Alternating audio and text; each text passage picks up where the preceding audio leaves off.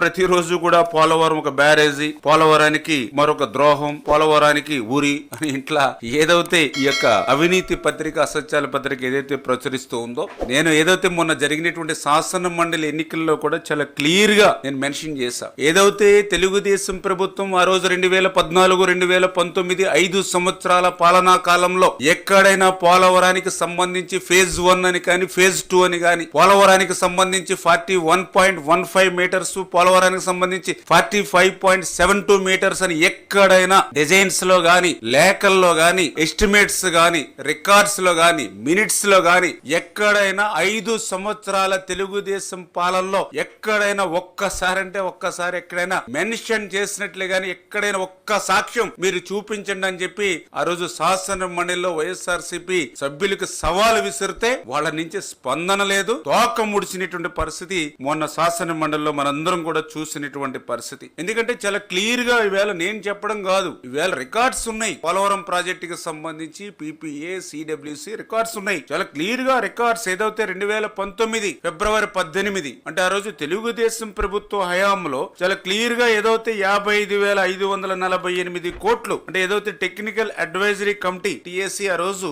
55,548 కోట్లు అక్షరాల ఆ రోజు ఆమోదించడం జరిగింది. అంటే అప్పటి వరకు ఎక్కడా కూడా ఫేజ్ 1, ఫేజ్ 2, 41, 45 అనేటువంటి ఉద్దేశమే ప్రభుత్వానికి లేదనేది చాలా క్లియర్ గా తేటతెల్లమవుతున్నటువంటి పరిస్థితి. దీన్ని బేస్ చేసుకునే తర్వాత జగన్మోహన్ రెడ్డి ప్రభుత్వంలో కూడా 2020 ఆ రోజు కూడా 47,617 కోట్లకి రివైజ్డ్ కాస్ట్ కమిటీ కూడా ఆమోదించింది. అంటే ఏదైతే తెలుగుదేశం ప్రభుత్వ హయాంలో ఆమోదించినటువంటి టెక్నికల్ అడ్వైజరీ కమిటీ ఏదైతే ఆమోదించిందో దాన్ని RCC కూడా మళ్ళీ 47,617 కోట్లకి అంటే ఏదైతే కుడి కాలువ, ఎడమ కాలువ యొక్క నీటి సామర్థ్యాన్ని తగ్గించి తద్వారా 47,617 కోట్లకు ఆ రోజు ఆమోదించినటువంటి పరిస్థితి. అంటే చాలా క్లియర్ గా ఏదైతే పోలవరం ప్రాజెక్టు చరిత్రలో ఆ రోజు చెన్నారెడ్డి గారి దగ్గర నుంచి, రాజశేఖర రెడ్డి గారి దగ్గర నుంచి, లేదా చంద్రబాబు నాయుడు గారి దగ్గర నుంచి ఎక్కడ కూడా ఫేజ్ 1, ఫేజ్ 2, 41, 45 అనేది ఎక్కడా లేదు అనే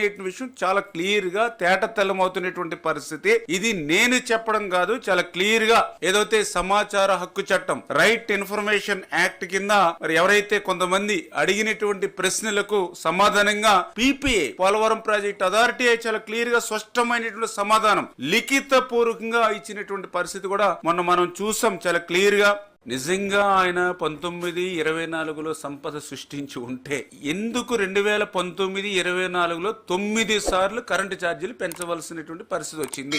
డైరెక్ట్ క్వశ్చన్. ఎందుకు నేను ఈ మాట చెప్తున్నానంటే 2014లో రాష్ట్ర విభజన జరిగినటువంటి పరిస్థితుల్లో ఆ రోజు విద్యుత్తు లోటులో ఉంటే చంద్రబాబు నాయుడు గారు అధికారంలోకి వచ్చిన తర్వాత 14-19లో చంద్రబాబు నాయుడు గారు తీసుకున్నటువంటి నిర్ణయాలతోటి మిగులు విద్యుత్తుగా ఆ రోజు మేము 19కి మార్చి 5 సంవత్సరాల్లో మేము ₹1 కూడా విద్యుత్ ఛార్జీలు పెంచకుండా, ప్రజల మీద భారం వేయకుండా 24/7 ఆ రోజు మేము విద్యుత్తును అందించాం. మీకు తెలుసు, మాకు తెలుసు. మరి నువ్వు 19-24లో నువ్వు సంపద సృష్టించినట్లయితే మిగులు విద్యుత్ ఉన్నటువంటి రాష్ట్రాన్ని కూడా ఎందుకు మరి నువ్వు 9 సార్లు విద్యుత్ ఛార్జీలు పెంచావు? 9 సార్లు విద్యుత్ ఛార్జీలు పెంచడమే కాదు, ఏదైతే ట్రూ అప్ ఛార్జీలు గాని, ఏదైతే సర్ ఛార్జీలు పేరు చెప్పి ఎందుకు నువ్వు 5 సంవత్సరాలు పేద తరగతి, మధ్యతరగతి వర్గాలు నడ్డి విరిచావు? ఇది సెకండ్ క్వశ్చన్. థర్డ్, నువ్వు 19-24లో నువ్వు చేసినటువంటి పాపాలు ఏవైతే ఉన్నాయో ఈ రోజుకి కూడా, ఎందుకంటే మళ్ళీ ఇప్పుడు నువ్వు ఏదైతే డిస్కమ్స్ ఉన్నాయో మరి వాళ్ళకు కూడా నువ్వు పెట్టినటువంటి అప్పులు ఏదైతే దగ్గర 18,000 కోట్లు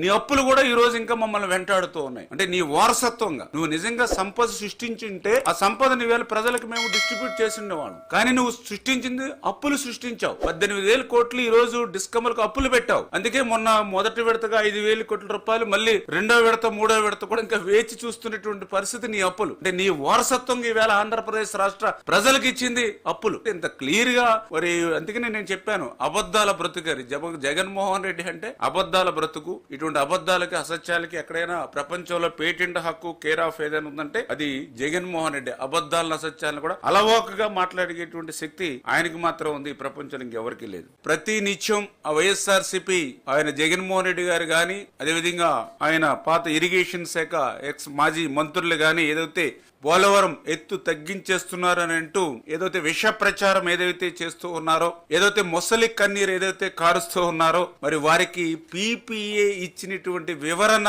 పీపీఏ ఇచ్చినటువంటి సమాధానం వాళ్ళకి చెంపదెబ్బ అనే విషయాన్ని కూడా ఈ సందర్భంగా తెలియజేసుకుంటూ ఉన్నా. చాలా క్లియర్ గా ఆ రైట్ ఇన్ఫర్మేషన్ యాక్ట్ ప్రకారం ఇచ్చినటువంటి సమాధానంలో వాళ్ళు ఆన్సర్ చేశారు. ఏదైతే పోలవరానికి సంబంధించి ఫేజ్ 1 అని చెప్పి 41.15 మీటర్స్ అనేది 2021 జగన్ ప్రభుత్వంలోనే బేజం పడింది, బేజం వేసింది కూడా మరి యొక్క వైఎస్ఆర్సీపీ ప్రభుత్వమే అని చెప్పి దానికి సంబంధించినటువంటి ఉత్తర ప్రత్యుత్తరాలు ఏవైతే ఉన్నాయో అన్ని కూడా రైట్ ఇన్ఫర్మేషన్ యాక్ట్ లో మరి ఆ యొక్క సభ్యుడు అడిగినటువంటి ప్రశ్నలకు సమాధానాలు ఇచ్చినటువంటి పరిస్థితి చాలా క్లియర్ గా వాళ్ళు మెన్షన్ చేశారు. అందులో ఏదైతే పోలవరం ప్రాజెక్ట్ కి సంబంధించి 45.72 ఎత్తు కాకుండా 41.15 మీటర్స్ ఎత్తుకే నీళ్లు నిలబెట్టడం అనేటువంటి ప్రతిపాదన మరి ఏదైతే ఉందో మరి అది పంపించింది జగన్మోహన్ రెడ్డి ప్రభుత్వమే అని కుండ బద్దలు కొట్టినట్టుగా ఆ యొక్క ఆన్సర్ మరి పీపీఏ ఇచ్చినటువంటి పరిస్థితి చాలా క్లియర్ గా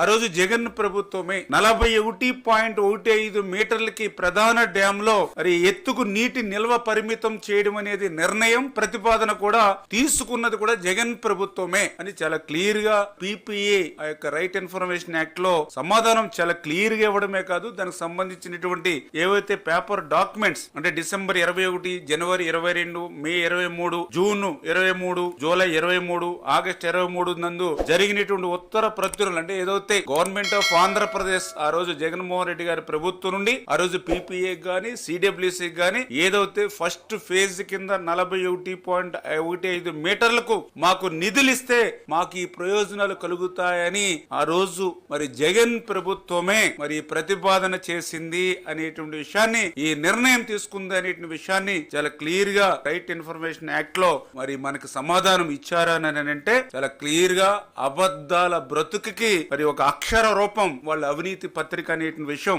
మరొక్కసారి మనందరికి కూడా తెలిసిందనే విషయాన్ని కూడా ఈ సందర్భంగా తెలియజేసుకుంటూ